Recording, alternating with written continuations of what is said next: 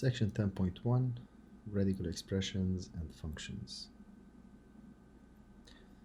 The square of 3 is 3 squared, which is 9, and the square of negative 3 is negative 3 squared, which is also 9. The reverse operation of squaring a number is finding the square root of a number. So we have the following definition. A number s is a square root of a number k if you square s and you get k. For instance, in the previous discussion, if you square 3, you get 9, and if you square negative 3, you also get 9. So s can be 3, and s can be negative 3. In other words, 3 is a square root of 9, and negative 3 is a square root of 9 as well. So we can record this by just saying that 3 and minus 3 are square roots of 9. As a matter of fact, here's a quick comment.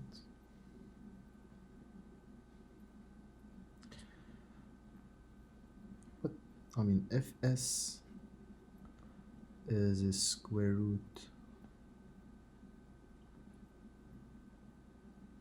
of k, which means s squared is equal to k, then what can you say about minus s? Minus s squared is the same as minus s times minus s, which means s squared. But if s is a square root of k, which means s squared is k, so this guy is equal to k. That is, if s is a square root of k, then minus s is also a square root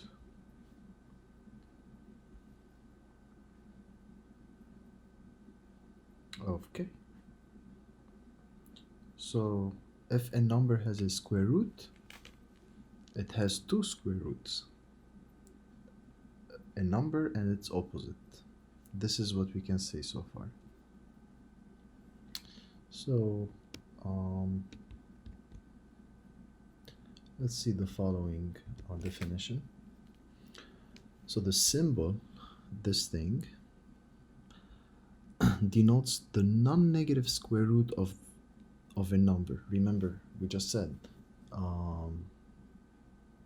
if a number has a square root, it's gonna have two square roots, the number and its opposite.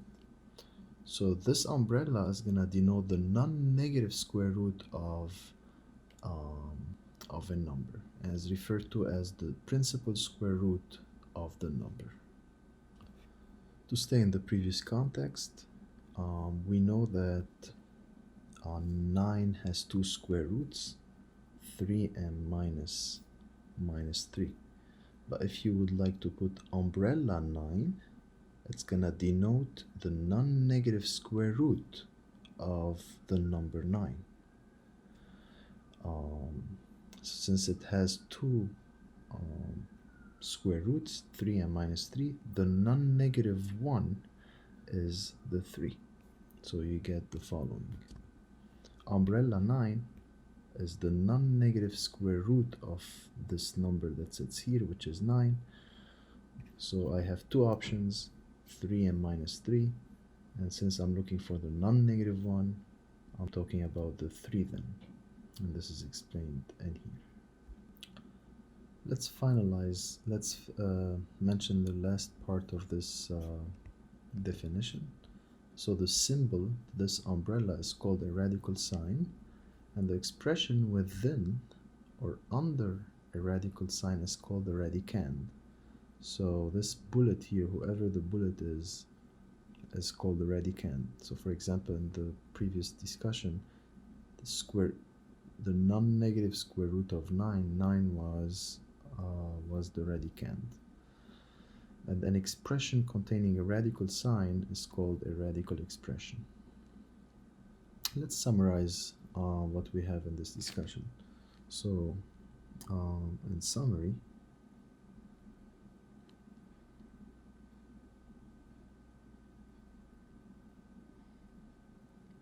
what do we have? So what is, oops, sorry, let me just make it fit again.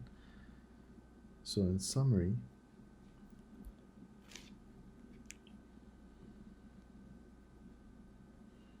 what is this guy?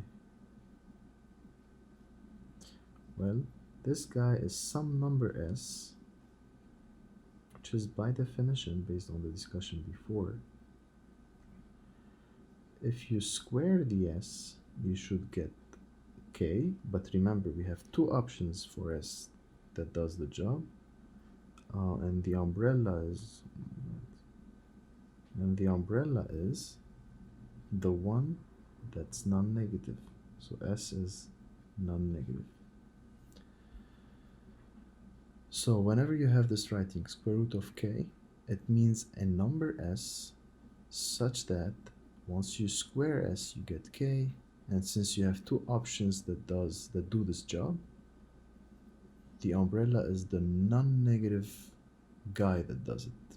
Since you have a negative, typically you have a negative and a positive number, s is the non-negative guy, so the umbrella is the non-negative guy that does this job. So in other words,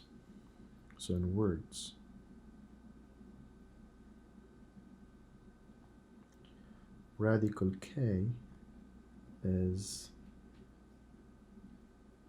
the non-negative number, which is previously referred to as s, which once you square it,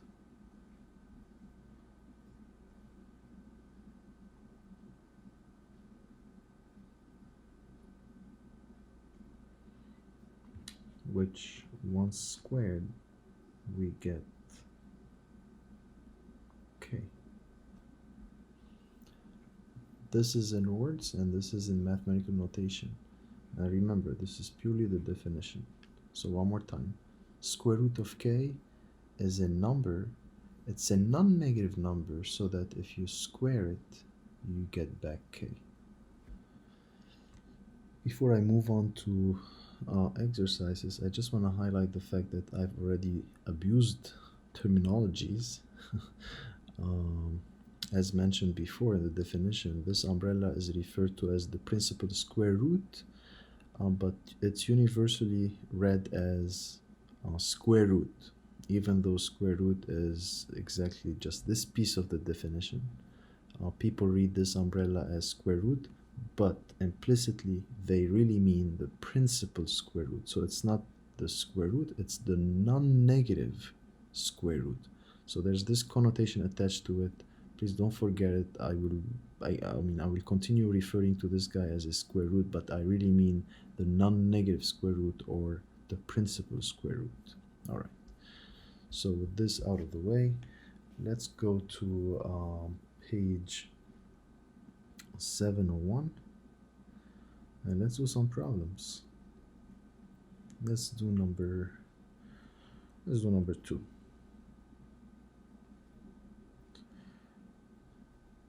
So what's the question here? The question is to evaluate each expression.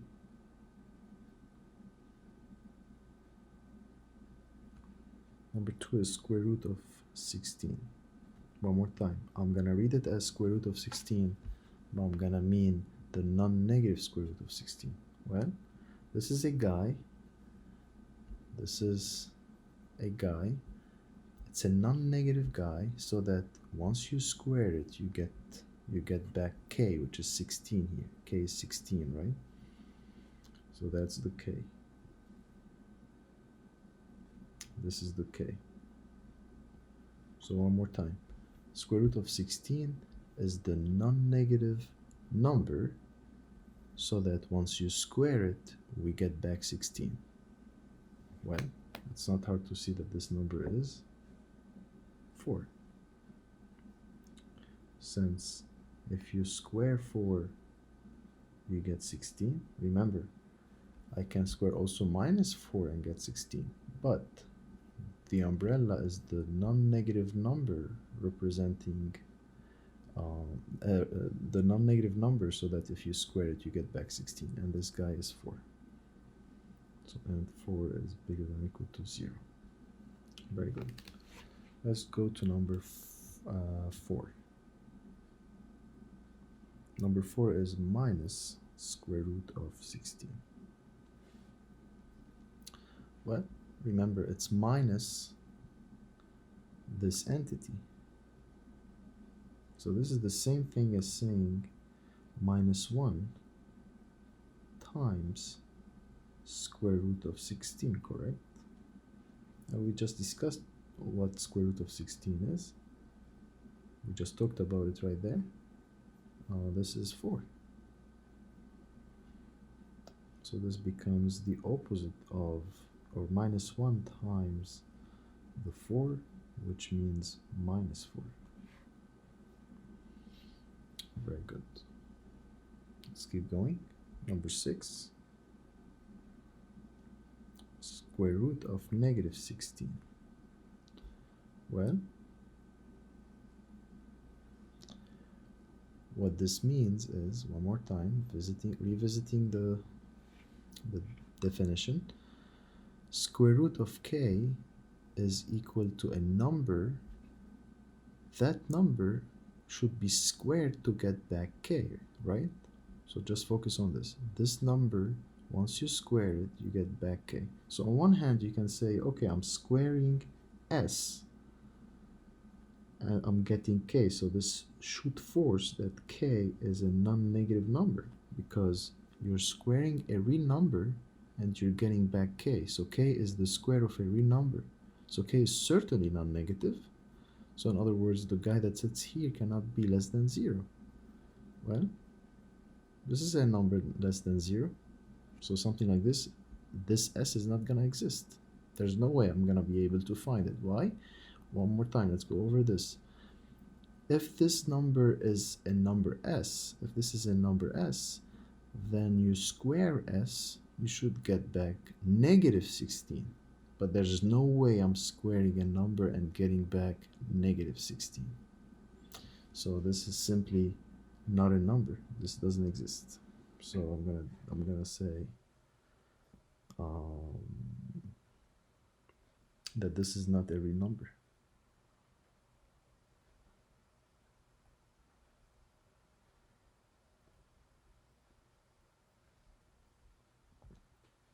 Very good. Let's do number 16.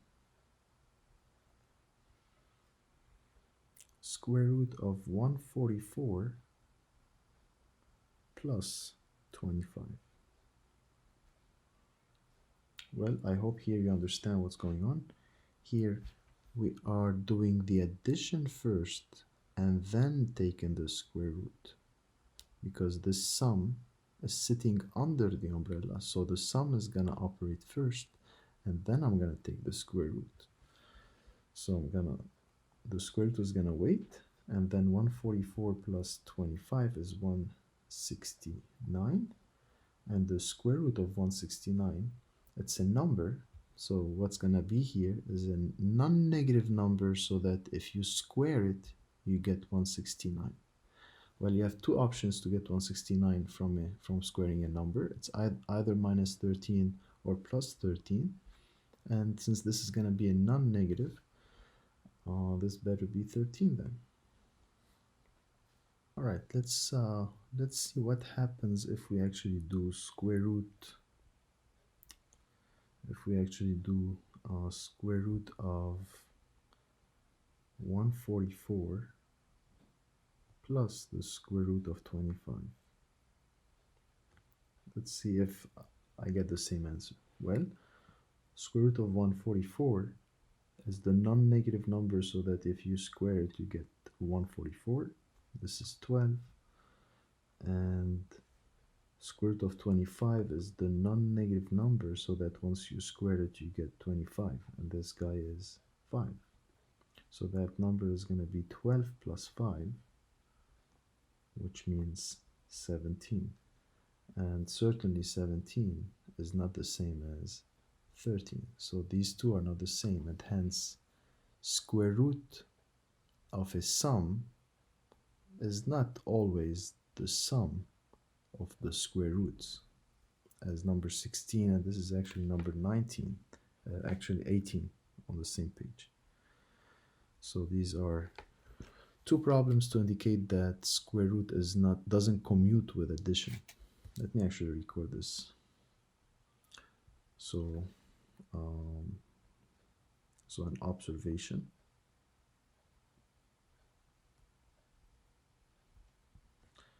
Square root, this umbrella, does not commute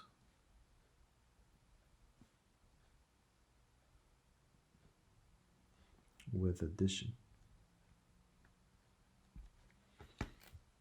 And I hope you understand what I mean by commute, meaning doing addition before taking the square root is not the same as doing addition after taking the square root. So the timing make a big difference between taking square root and taking addition. It matters which one comes first. All right.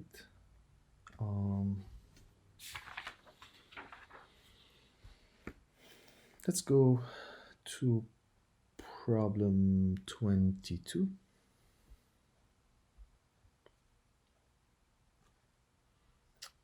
Change the color. 22. So we are given a function f of x. The function is the square root of x minus 2. And we are asked to find f of 18. I'm going to only find f of 18 and f of 3. So actually, let's do 3 of them. Let's find f of 18. Let's find f of 3. And let's find f of 2. Let's find all 3 of them. Well, for the first one, f of 18, so f of an input is the square root of the input minus 2. And obviously the input here is 18. So this is going to be the square root of the input, which is 18 minus 2. All right, and square root of 18 minus 2, the square root is gonna wait. 18 minus 2 is 16, and this is something that we just dealt with before. Square root of 16 is actually 4. This is number 2. So this guy is 4. Next, f of 3. Remember how f operates? F of an input is the square root of the input minus 3. So f of 3 is going to be the square root of the input minus 2. And this is the square root of 3 minus 2, which is 1. And square root of 1, remember, principal square root of 1 is the guy. It's a guy, so that if you square it, you get back 1. And this guy is non-negative. So this is 1. So 1, square root of 1 is 1. And lastly, f of 2, well, f of an input is the square root of input minus 2. My input now is 2, so 2 is going to sit right there. That's going to be square root of 2 minus 2, and 2 minus 2 is 0. So I'm talking about the non-negative square root of 0. Well, I need a guy which is non-negative, so that once I square it, I get back 0. Well, this guy better be 0 then.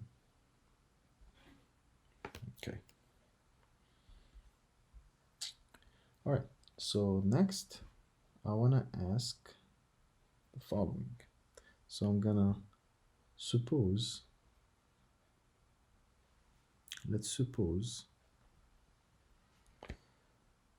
that A is a real number.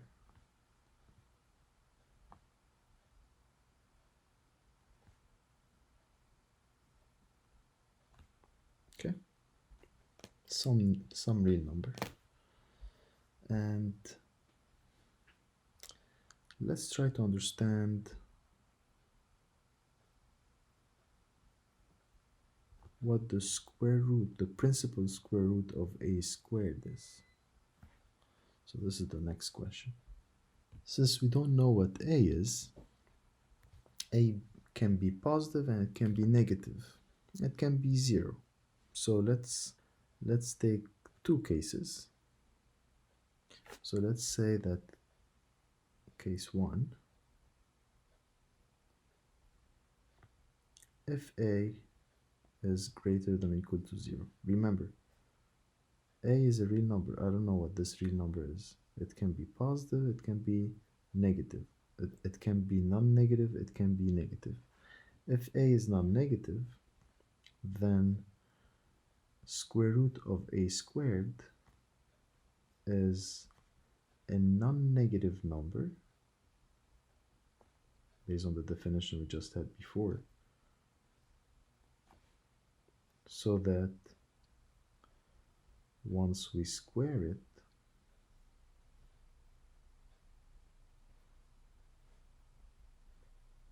we get A squared. Well, I need a non-negative number. Once I square it, I get A squared. Well, A itself is non-negative, so it verifies this. And if you square A, you get certainly back the square of A. So in this context, in this case, this guy is simply A. One more time. Why? Because in this context, that's my context now in this case, A is non-negative. So this guy under the umbrella, the square root of A squared, that's the K guy, and this whole thing is the S. So that whole thing is a non-negative number, so that once we square it, we get back the radicand, which is A squared. Well, A itself is non-negative, and certainly if you square A, you get the square of A. So the square root of A squared is A itself. The next case, case 2,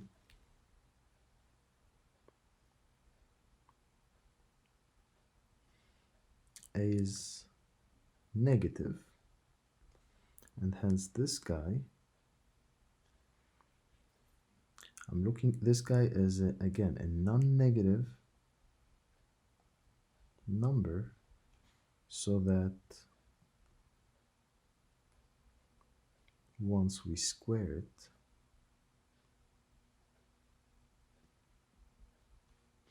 we get A squared. One more time.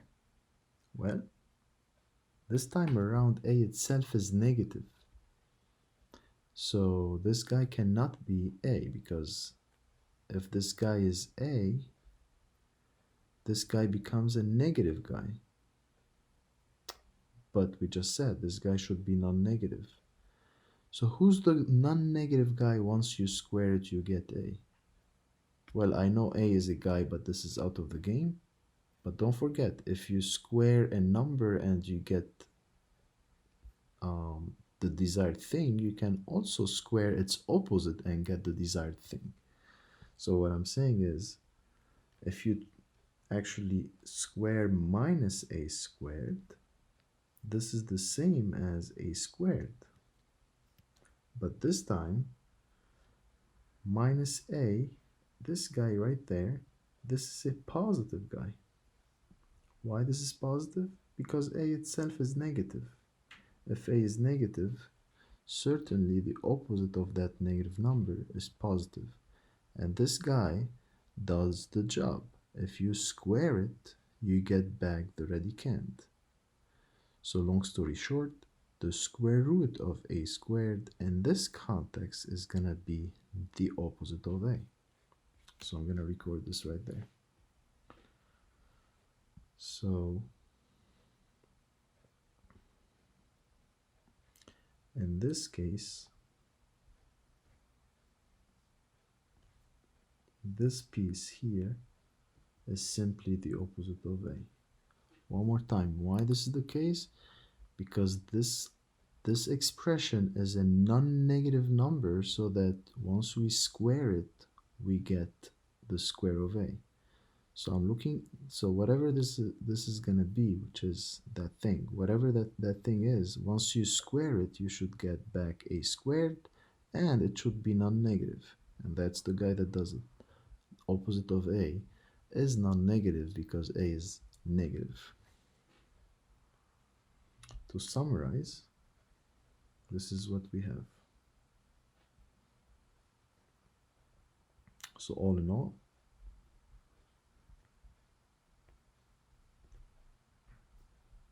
the square root of a squared is two things. Is a if a is non-negative, and here I'm talking about case 1.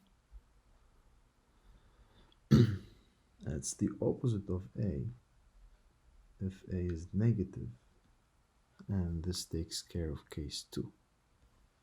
So square root of a squared is two things, either a in the context of a being non-negative, and it's minus a in the context of a being negative.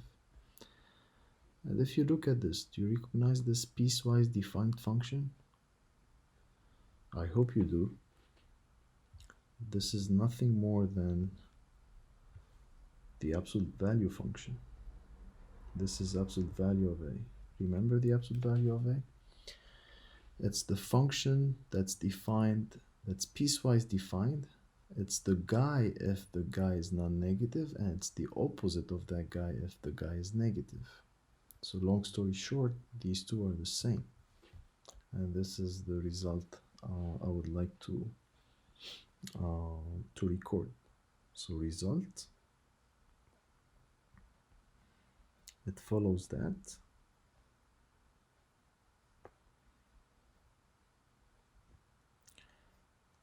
for all a and r, so for all real numbers,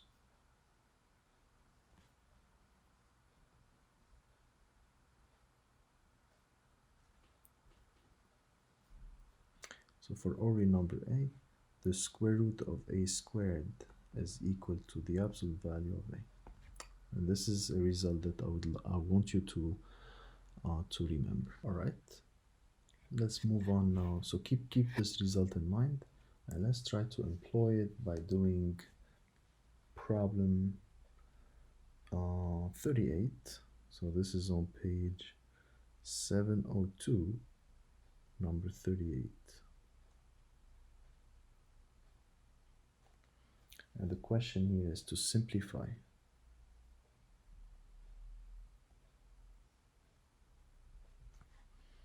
The expression is square root of x minus 2 squared. Well, this format is the same. This format here is the same as this format, the same structure.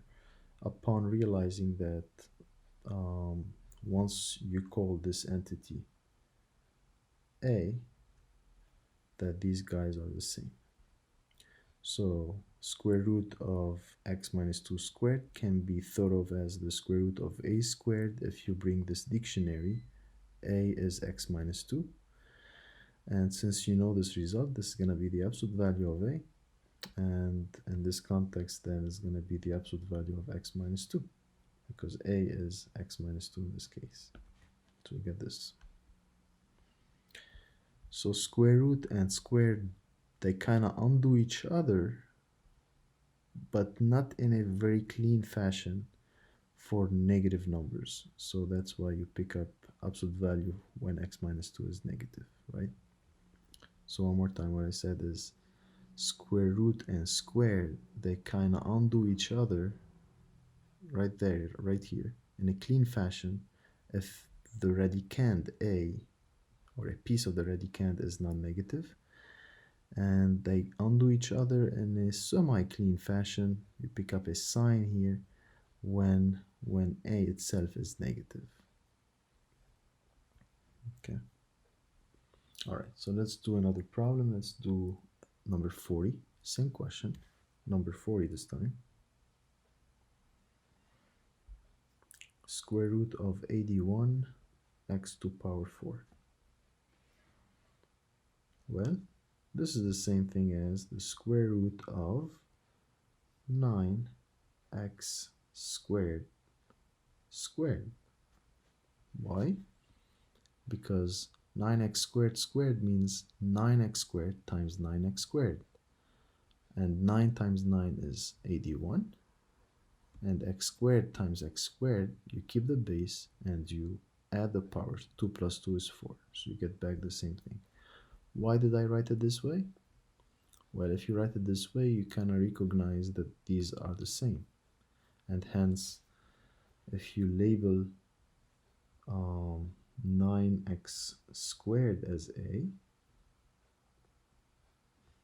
you see that this structure is the same as this structure, but this dictionary this time around is that A is 9x squared.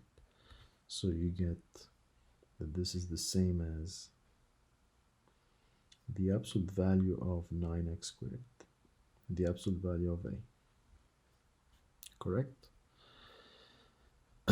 But this time, since 9 is positive and x squared is non-negative, this guy right here is bigger than or equal to 0 all the time, whatever x is, because it's a positive number, 9, times a non-negative number. The product is going to be non-negative for sure. And the absolute value of a non-negative number is the number itself. So you can actually drop the bars, and the answer becomes simply 9x squared. Okay. Let's do number, how about 40, how about 44?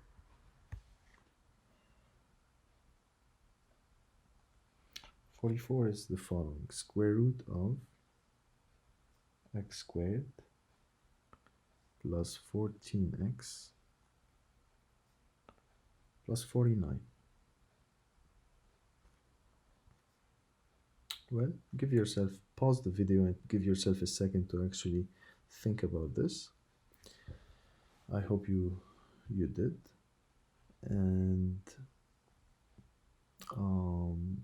an observation can be as follows. The radicand here is a perfect square.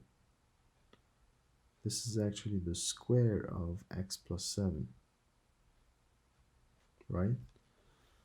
If you remember, the square of a sum is the sum of the squares plus twice the product. So this is going to be x squared plus 7 squared, so 49, plus 2 times x times 7, which is 14x. So these are the same.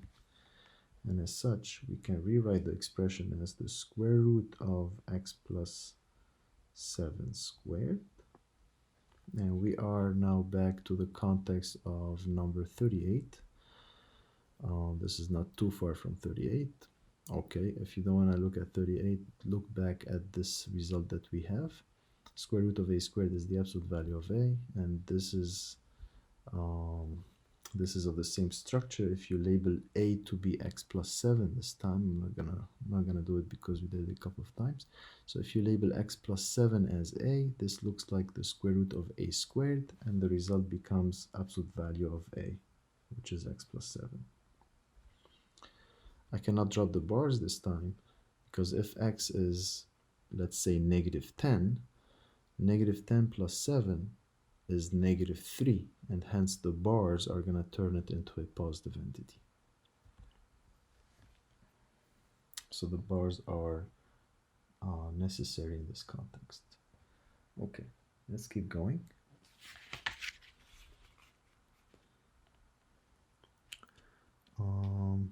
How about number 30 on page 701?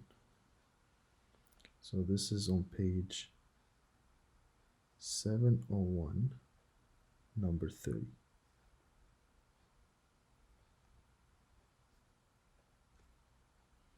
Let me fit this on the screen. And the question here, you're given a function f of x. Sorry about that. Let me fix it. So we're given a function f of x, which is square root of 3x minus 15. And the question is to find the domain of this function.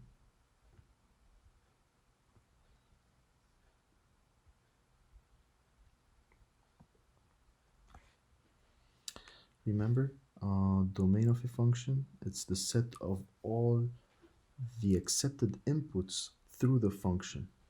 In this case, the function is called f. So the question is, what can I plug in f as an input to produce an output? Well, it comes back to asking, when does the square root make sense? Well, we said before, the square root makes sense as long as the radicand, the guy under the umbrella, remember, it's all the way here.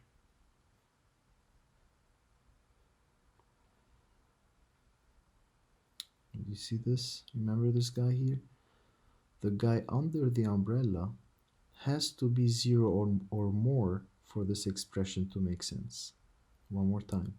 The guy under the umbrella, k, has to be 0 or more for this expression to make sense. Remember, at the time, square root of negative 16 didn't make sense because there's no way I'm gonna be able to square a guy and get negative 16. So to summarize, square root of k makes sense if and only if the radicand k is 0 or more. Okay, so back to this. For f to exist, so for f to exist,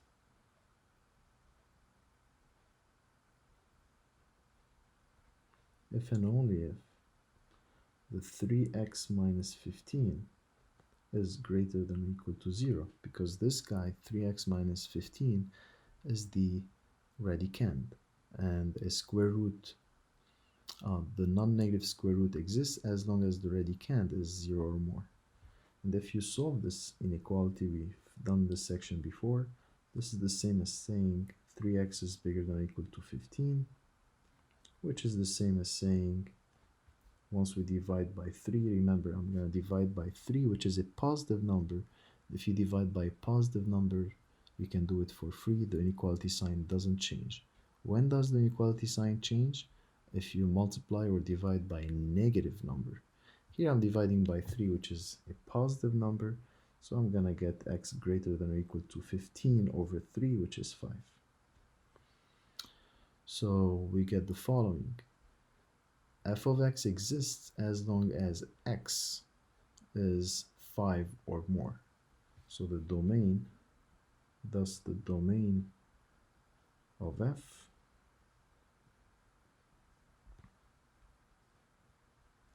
is the set consisting of all numbers that are bigger than or equal to 5, which means from 5 all the way to plus infinity.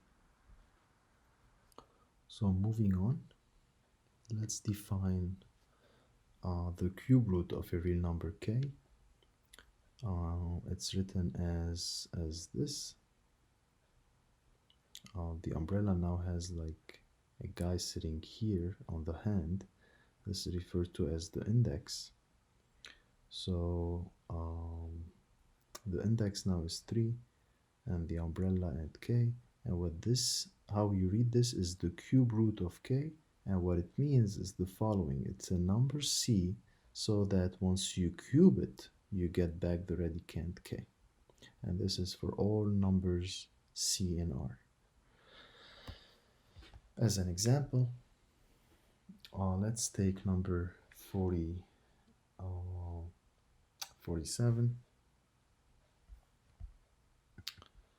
Let me fit this in the screen. So page 702, number 47.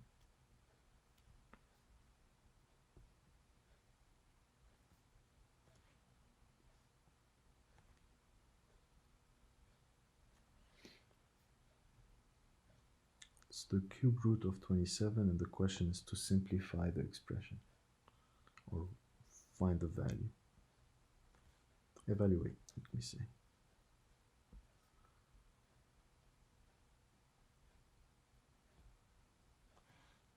Well, the cube root of 27, according to the definition that we just said, it's a guy, c, so that once you cube it, you get back k. So what's the guy so that if you cube, you get back 27? That number should be 3.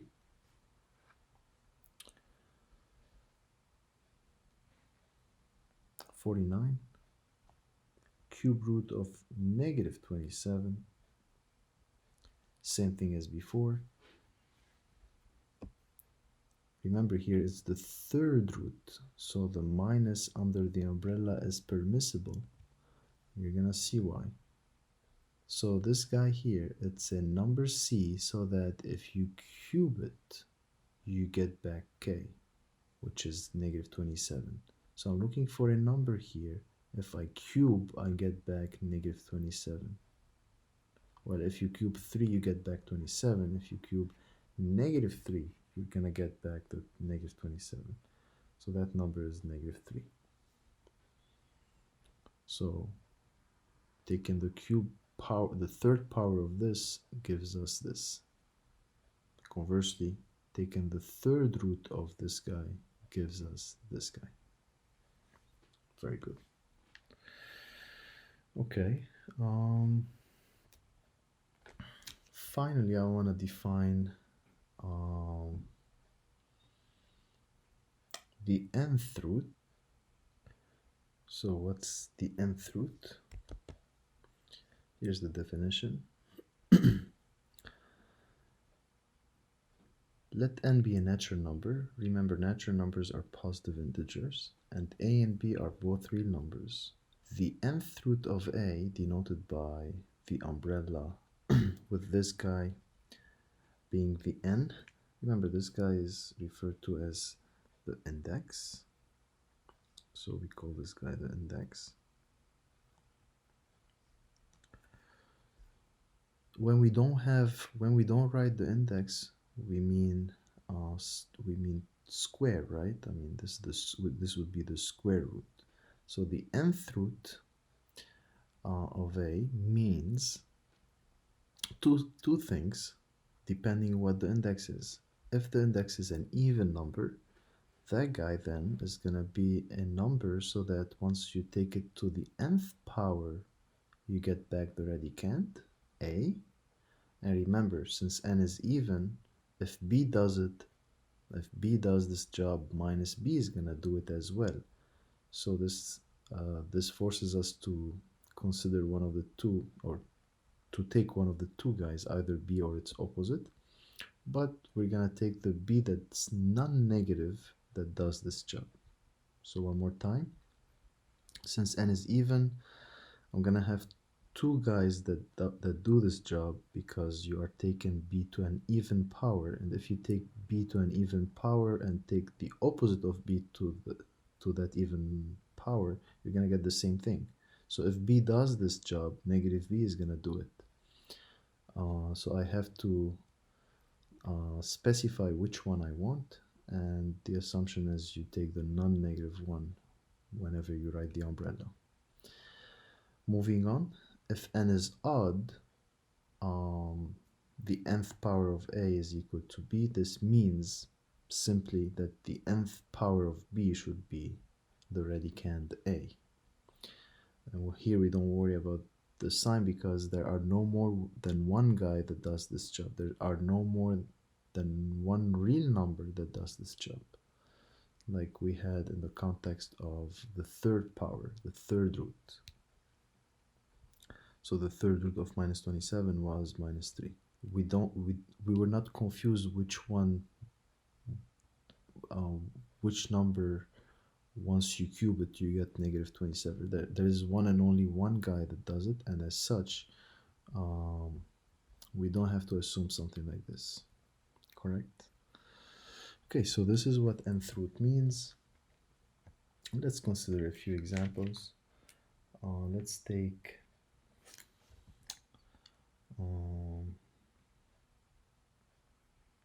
take number 62. So this is on page, let me change the color.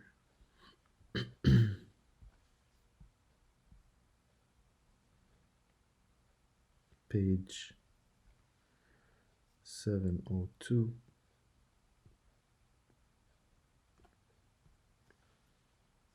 Here for this set of problems, evaluate if possible.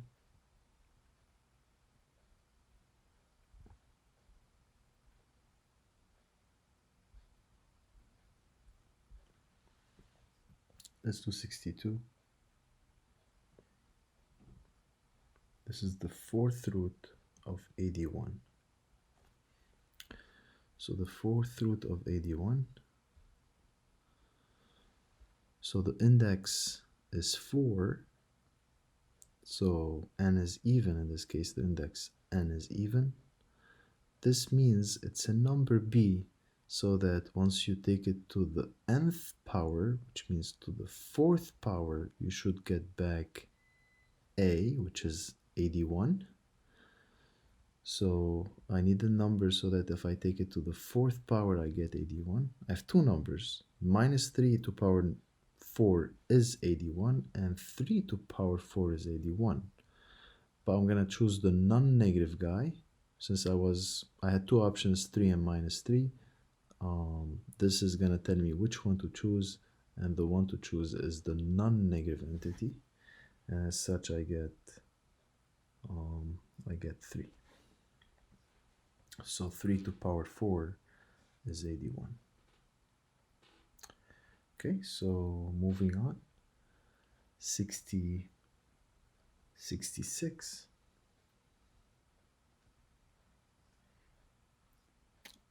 This is the fourth power of negative 81.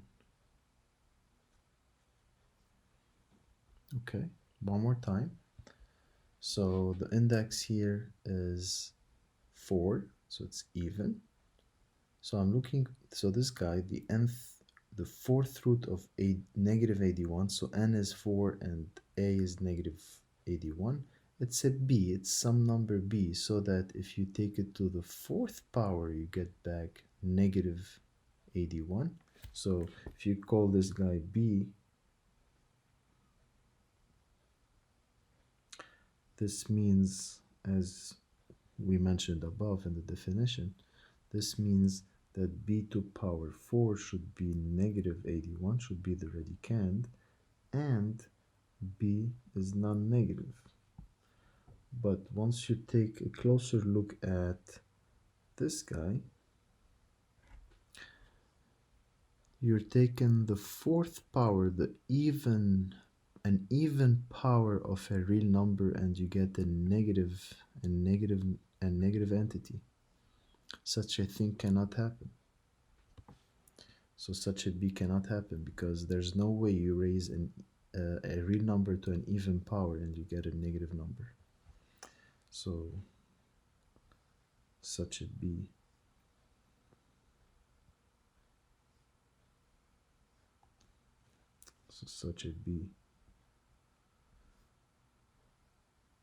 doesn't exist.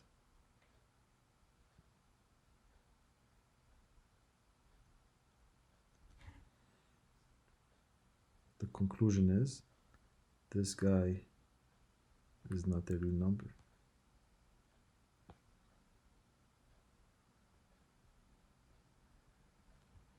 Okay.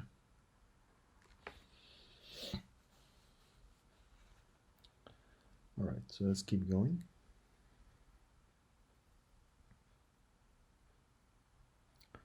Let's do 76.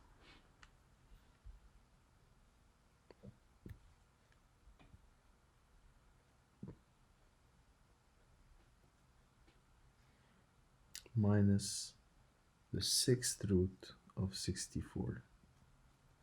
Well, this is the same as minus 1. So this minus is not inside the umbrella, it's outside. So this is minus 1 times the 6th root of 64.